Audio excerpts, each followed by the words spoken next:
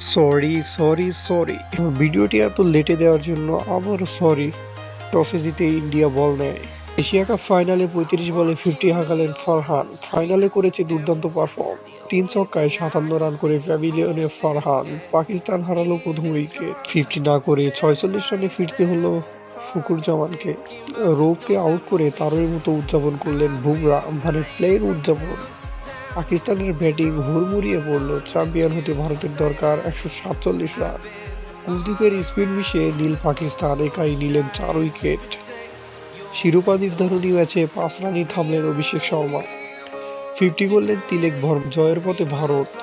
ভারতের বিপক্ষে ২০ রান খরচায় ১ উইকেট শিকার করলেন শাহিন আফ্রিদি। ২২ বলে ৩৩ রানে ফিরলেন শিবম দুবে। পাকিস্তানকে উড়িয়ে এশিয়া কাপে শিরোপা জিতল ভারত। পাকিস্তানকে হারিয়ে এশিয়া কাপে ভারতের টানা দ্বিতীয় শিরোপা জয়। ভারত যেন প্রমাণ করল কেন তারা টি-টোয়েন্টির জন্য বিশ্ব চ্যাম্পিয়ন। দলকে শিরোপা জিতিয়ে ৬৯ রানে অপরাজিত তিলক বর্মা।